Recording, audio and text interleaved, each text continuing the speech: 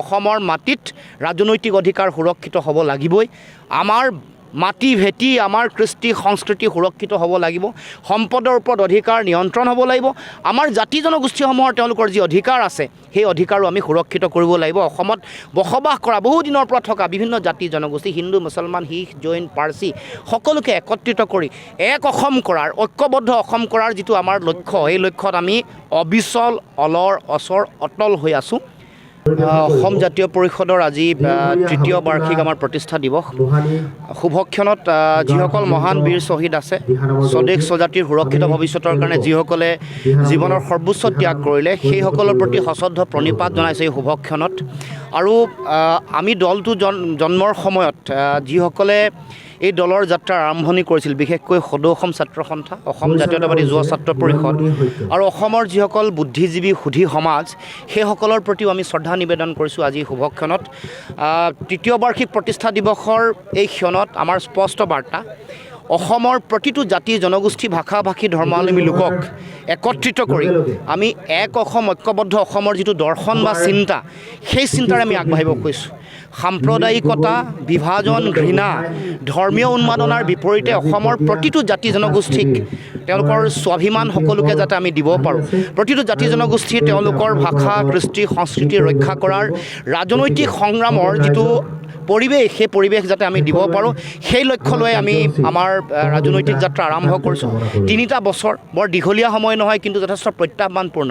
এফালে সাম্প্ৰদায়িকতা, বিভাজন, এফালে বিভিন্ন ধৰণৰ অৰ্থ সৰ্বোচ্চ ৰাজনীতিৰ প্ৰয়োভৰ, তাৰ লগত আদৰ্শগত যুঁজ আৰু আদৰ্শগত যি ৰাজনৈতিক সংগ্ৰাম, এইটোৰ এটা যথেষ্ট প্ৰত্যাহ্বানপূৰ্ণ জটিল এটা প্ৰতিবন্ধকতাৰে আমি আগবাঢ়িছোঁ। কিন্তু এনেও আমি জানো যে সংগ্ৰামৰ পথ অতি কষ্টময়, অতি প্ৰত্যাহ্বানপূৰ্ণ।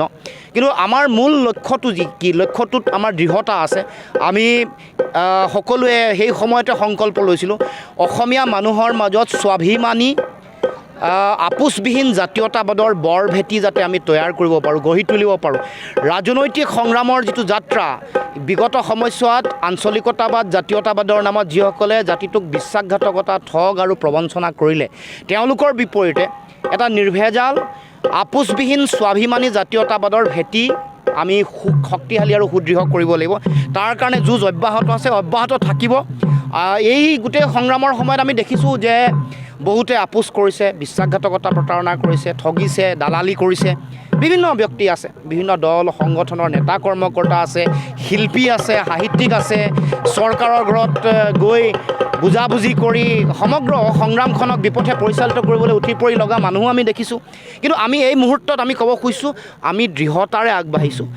অকণমান সংগ্ৰাম হয়তো দীঘলীয়া হ'ব পাৰে, যুঁজত প্ৰত্যাহ্বান থাকিব পাৰে, কিন্তু আমি দৃঢ়তাটো পুনৰ অসমৰ ৰাইজলৈ আমি পুনৰবাৰ মত পোষণ কৰিছোঁ। অসমৰ মাটিত ৰাজনৈতিক অধিকাৰ সুৰক্ষিত হ'ব লাগিবই।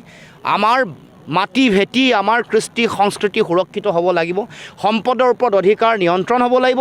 আমাৰ জাতি জনগোষ্ঠীসমূহৰ তেওঁলোকৰ যি অধিকাৰ আছে সেই অধিকাৰো আমি সুৰক্ষিত কৰিব লাগিব। অসমত বসবাস কৰা বহু দিনৰ পৰা থকা বিভিন্ন জাতি জনগোষ্ঠী হিন্দু মুছলমান শিখ জৈন পাৰ্চী সকলোকে একত্ৰিত কৰি এক অসম কৰাৰ ঐক্যবদ্ধ অসম কৰাৰ যিটো আমাৰ লক্ষ্য, এই লক্ষ্যত আমি অবিচল অলৰ অচৰ অটল হৈ আছোঁ।